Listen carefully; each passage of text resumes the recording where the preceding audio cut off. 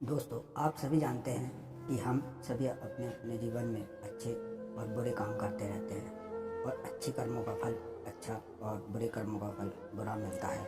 आज की कहानी ऐसी औरत की कहानी है जिसके बुरे कर्मों के कारण उसका पूरा परिवार समाप्त हो गया। वह स्वयं दर दर की ठोकर खाकर अपना जीवन बिता रही है। बात रामपुर गांव की है, जहां एक जमींदार रहता था। इस जमींदार के पास बहुत बड़ी कोठी, बागान और खेत थे। आसपास के सभी गांवों में यह जमींदार संपन्न और खुशहाल था। उसके परिवार में जमींदार, उसकी पत्नी और एक बेटा ही था जिसकी उम्र 25 साल के आसपास थी। वह कुछ बिगड़ैल स्वभाव का था। हम लोग भी उसी गांव में रहते थे। मेरे परिवार में माँ, पिताजी और 2 भाई भी थे। परिवार बड़ा होने के कारण सभी को काम करना होता था। तब हमारे घर का चूल्हा जल पाता था।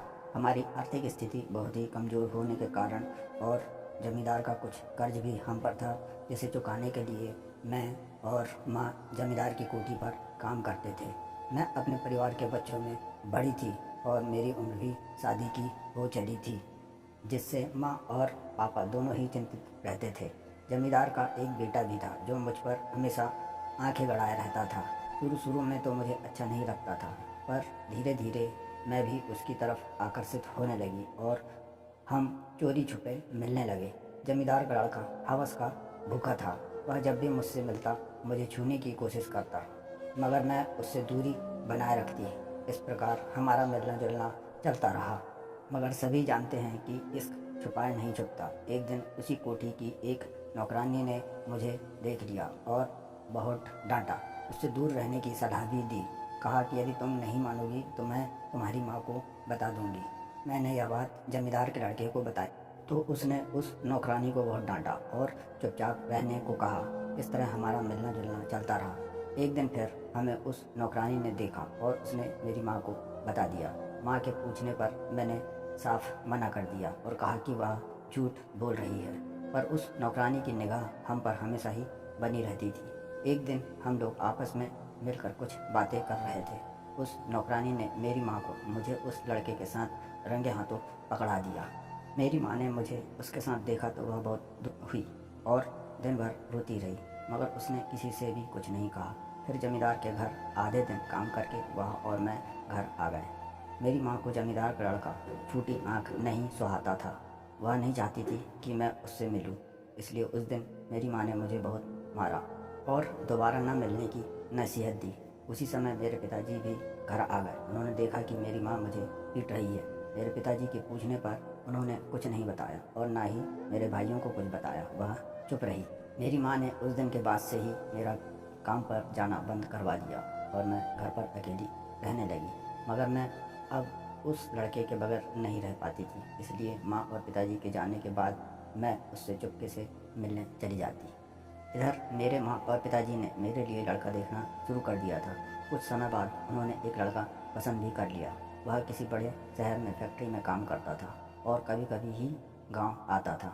माँ और पिताजी को मेरी शादी की बहुत जल्दी थी, जिससे उन्होंने लड़के की माँ से कहा कि वह लड़के को बुलाकर लड़की दिखा दें। लड़के के परिवार में उसकी माँ के अलावा और कोई नहीं था। लड़के की माँ लड़के को पत्र लिखा और कहा कि तुम्हारे लिए एक लड़की पसंद की है, तुम भी आकर लड़की को देख लो। एक सप्ताह बाद ही लड़का शहर से गांव आ गया। लड़के की माँ ने मेरी माँ को खबर दी और कहा कि लड़का आ गया है, एक समय निश्चित करके आप अपनी लड़की को लड़के को दिखा दो। 1-2 दिन बाद समय निश्चित होने के बाद लड़के की माँ और लड़का हमारे घर आए और उन्होंने मुझे देखकर पसंद कर लिया। माँ और पिताजी बहुत खुश थे।